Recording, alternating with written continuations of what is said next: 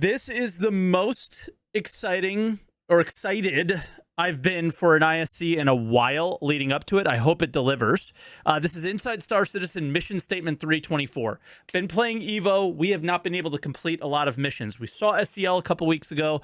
Can't wait for SCL tomorrow as well. But we have yet to see a mission of anything other than an entry-level one.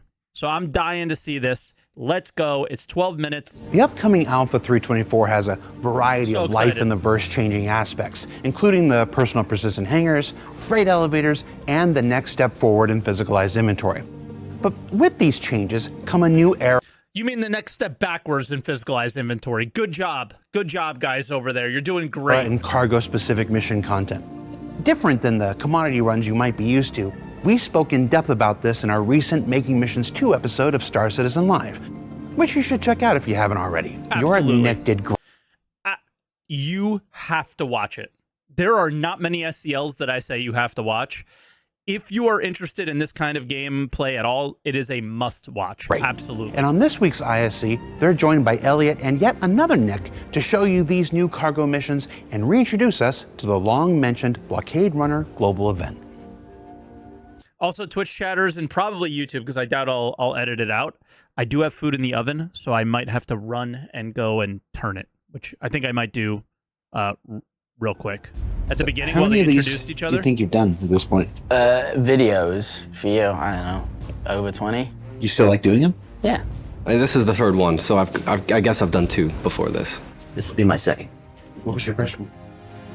Also Blockade Runner. This your first one? Uh-huh. You nervous? Tiny bit.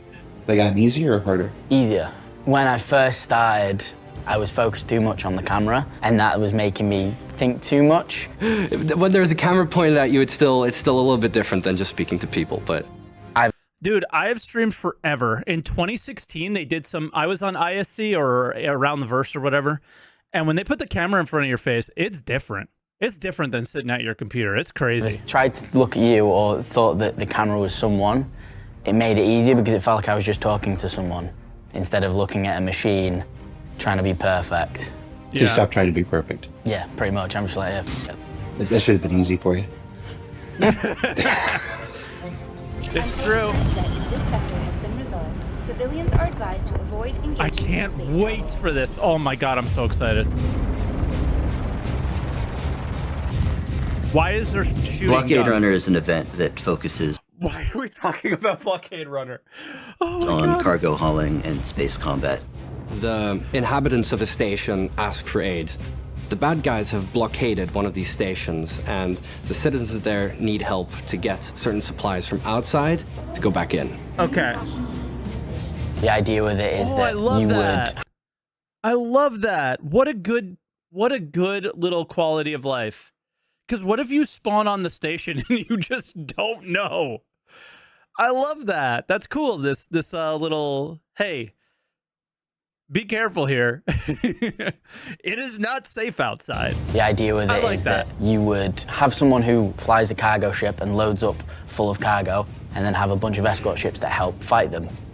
However, the way they now have to get the cargo means they have to actually go and extract it from pirates who have taken it from the station. We wanted to make a cargo-based event because a lot of our current events are really heavy on combat. And cargo's been kind of underutilized on the global event scene, and we thought it would be fun to work that into our usual design. And the new containers, too. I like this idea. The response we saw from Xenothreat, when we first put Xenothreat out, we really liked when we saw players working together in kind of like a Dunkirk type moment where one person had pulled up, just opened the ramp, a couple of people had cleared the wreck already, and then they're all just throwing cargo. Guys, this is the best part of Xenothreat, right? I think Xenothreat falls apart after this. For me, this is what Xenothreat's all about. Into the back of someone's ship, they don't know this person. They've not talked to them, but everyone understands their role in this space they've created. And there's people who are flying above, sort of also protecting against the waves of Ninetales that were coming to the wreck.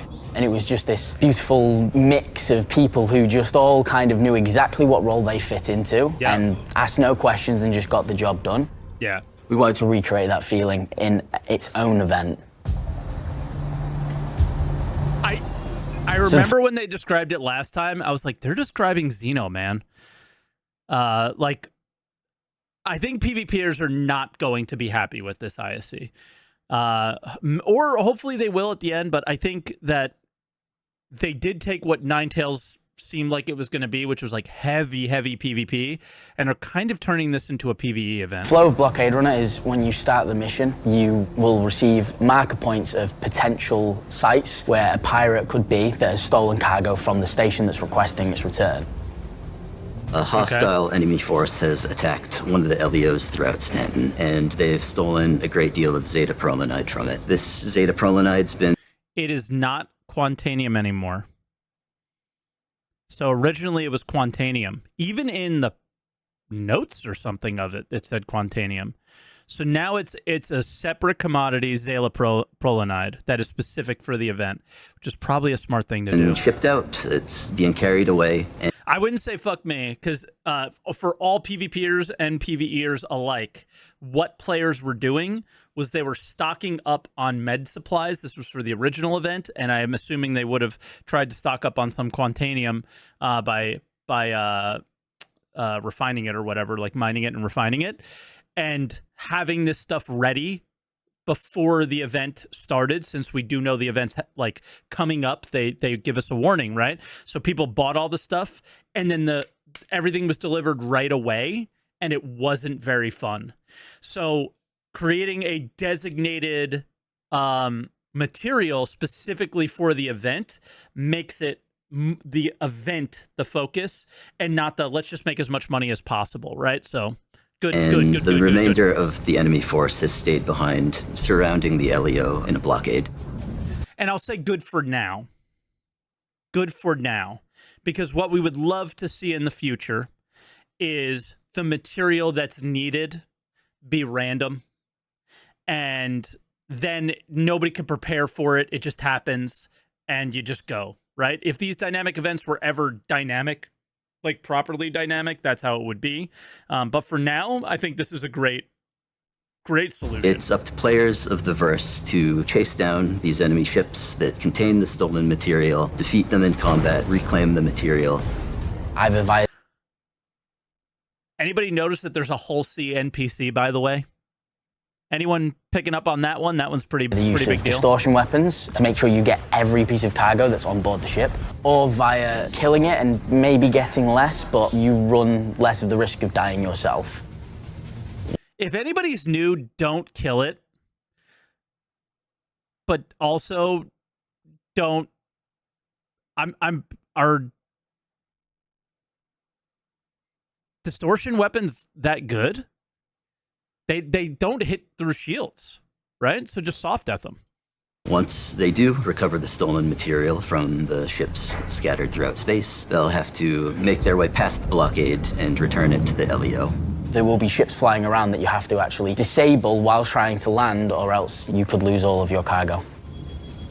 Either way, their goal is to land safely at the LEO with the stolen material on. And once they have that, they get to use our fancy new cargo elevator mechanic to return the stolen cargo to the station. Badass.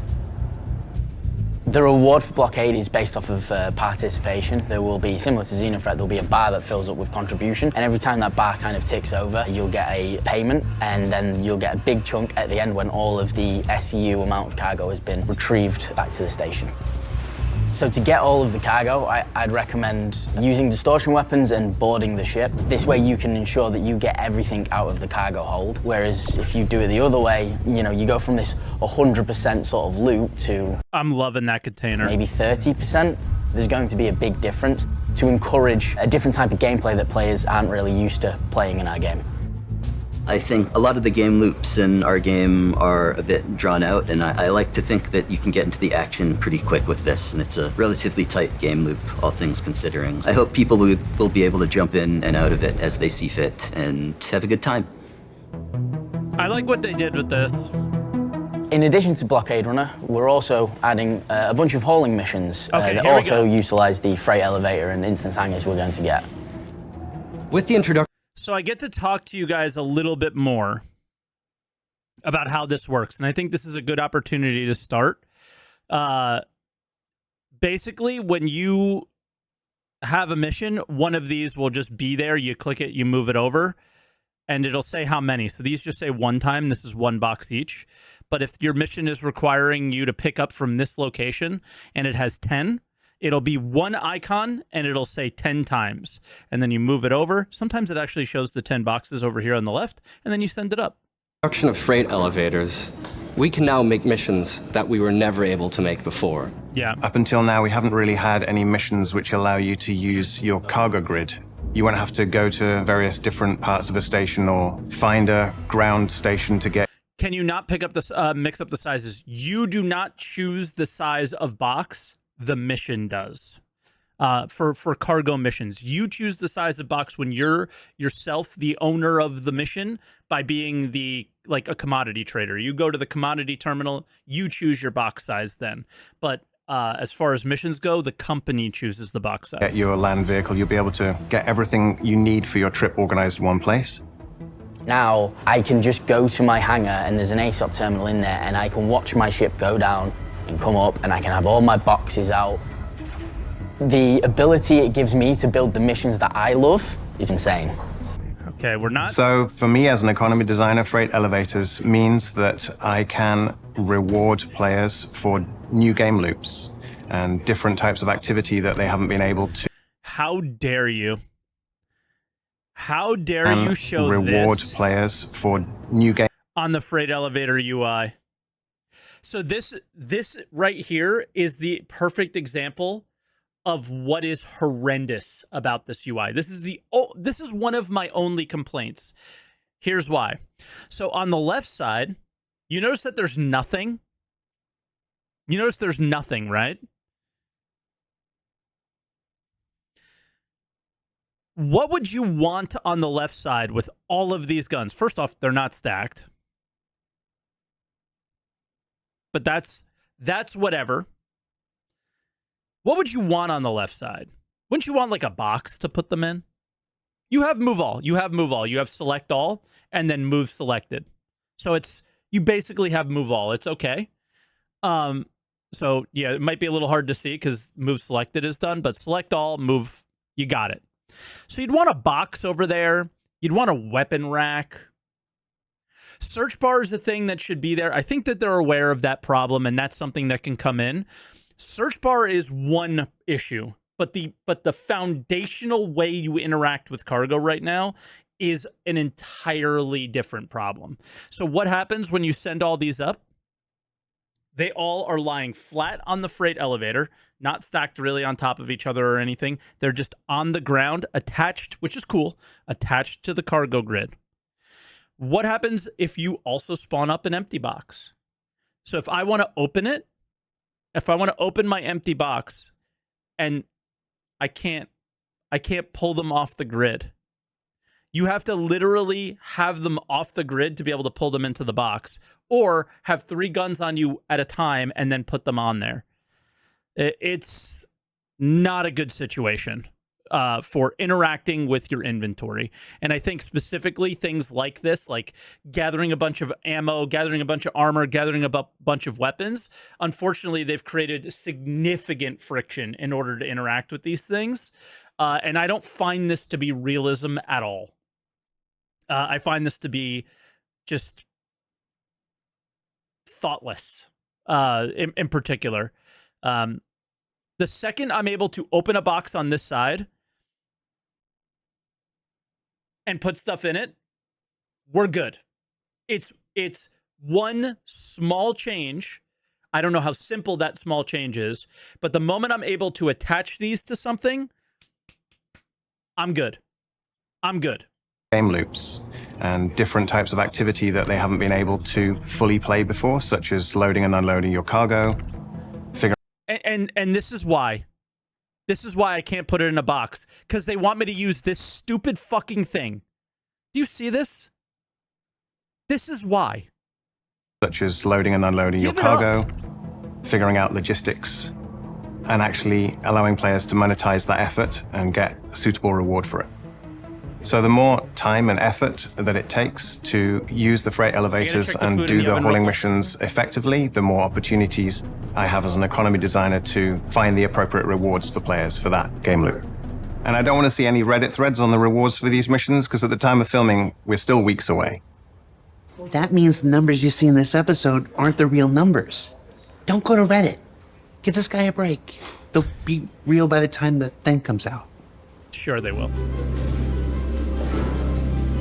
You might be thinking, well, we've been moving boxes for a few years now. Those have. delivery missions already exist. Sure. What makes cargo hauling missions so special? Well, in cargo hauling missions, we're actually allowing you to move real commodity containers with real value through the verse. You're not stuck with 1 SEU boxes. If you're asked to move 400 SEU, those will actually be intelligently packed by the system into different container sizes, which means you'll be able to load them up on your cargo grids for your cargo ships the way you've always wanted to organize them. I mean, nothing's real in video games, okay? But the what he means by that is, like, you can choose what you want to do. It's very sandbox. So, yeah, I have these commodities, but what happens if I don't deliver them? They have value. They could eventually apply to a crafting table at some point, stuff like that. So, like, that's what he means by real. I wouldn't These shit on him missions for will that. handle high volume of cargo. These missions are built for people who are going to own a caterpillar, people who are going to own a Hull C.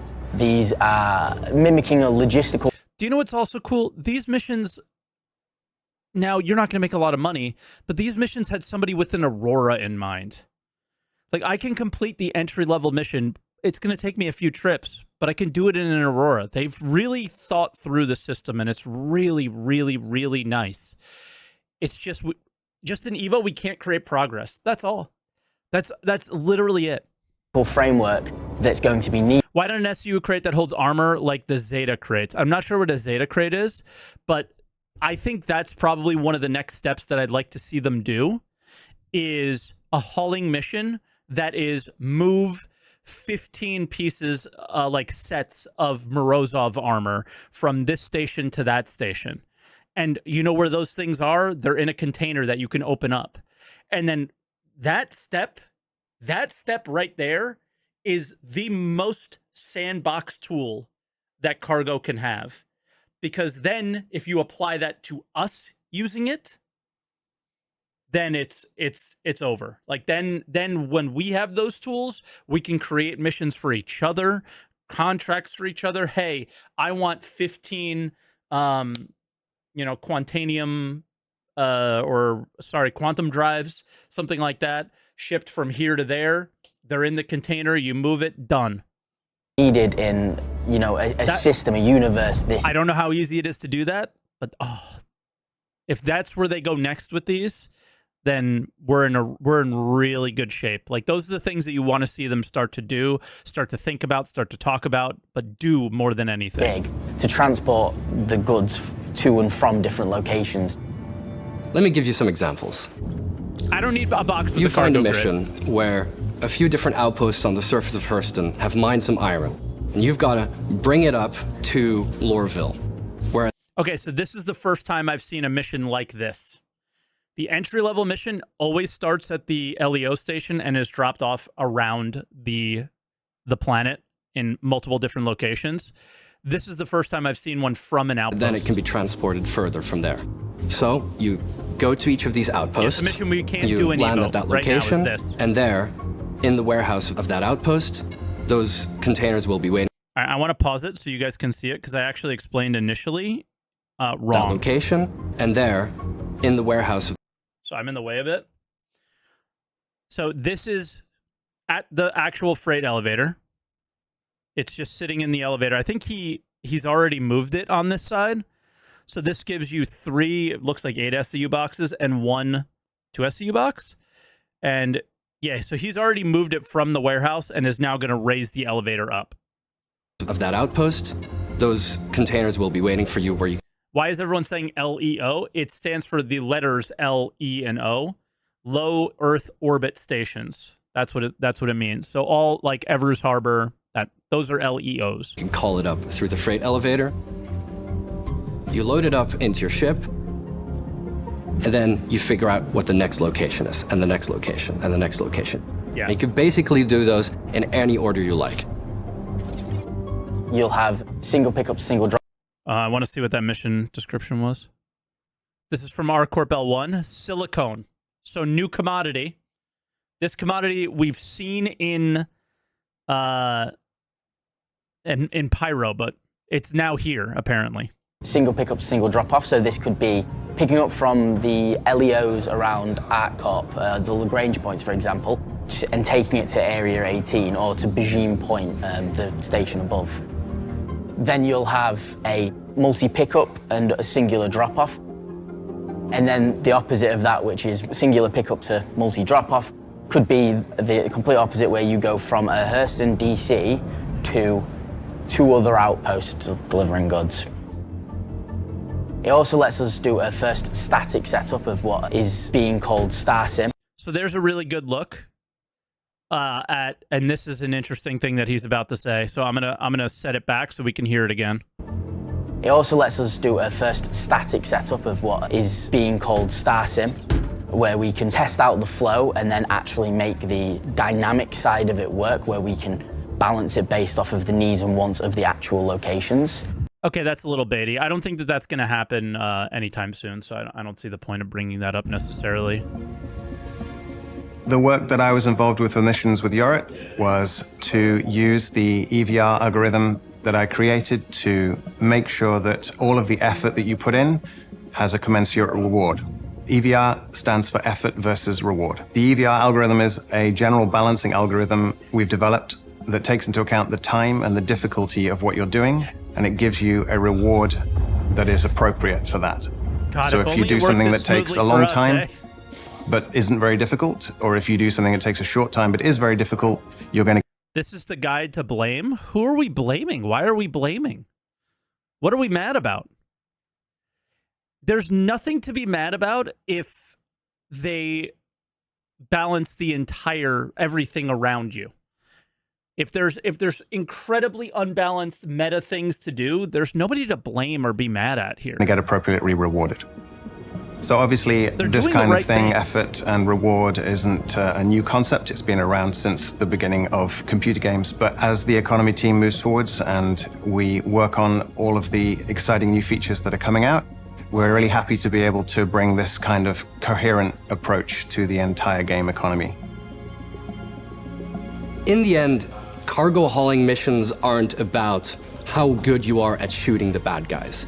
It's about figuring out which hauls the universe needs. And ultimately, it's about having fun delivering some boxes. Thanks for watching, everybody. He just did the outro. Is it over? So what did we learn this week? Well, hopefully that the cargo missions aim to provide a more involved and deliberate experience than the commodity ones you might be used to. That the blockade runner will benefit from boarding tactics more than simply just blowing things up. And that while your everyday life in the verse certainly changes in Alpha, we don't think that there's unverified in this patch, but I think that there will eventually 3.24, it will continue to evolve in the subsequent 4.0 and beyond. And if you'd like to learn even more about these cargo missions, you can tune in to tomorrow's Star Citizen Live, where the team will talk even more about the stuff you saw here. For Inside Star Citizen, I'm Jared Huckabee. Thanks for letting us share the people and process of game development with you. And we'll see you all here next week. Sweet. It's going to be really good. Mike's hyped? No, I'm just hyped to hear what they have to say. What hypes me is that they're willing to talk to us. They're willing to tell us about game like their design for the game and stuff like that. That's what's hype. Do I think that these missions are going to be groundbreaking? No, because they don't need to be. It's just taking something from A to B. That's what's fun. That's it. That's what's fun. And I think that they have a decent thing going on with Blockade Runner. I know it's not PvP enough. I really don't think it is. It feels very PvE, which kind of sucks. But you do, I guess we have Jumptown PvP wise, and maybe they need to do another version of that or build up Wake of Disaster, something like that. Evo's not good because you can't make progress past the first mission. So you do the entry level mission like you would do an entry level bounty mission, but for cargo, and it never progresses. So they're trying to figure that one out. Once they do, I would be able to tell you like how well does this work. Everything else is problematic issues with hangar tech, which was kind of expected. Not for as long as it's been, but yeah. So everything is like okay. It's just a matter of them fixing a couple like really, really crappy bugs. And yeah, it should be all right. But these are just A to B, and that's what's cool. So I don't know. I'm really happy. I'm not hyped. I'm just happy with a simple system that does what it needs to do, and that's it. So yeah. Can't wait for tomorrow, though, because I think they're going to dive deeper. I asked some, I think, really important questions, and I hope they get answered. So we'll have to see.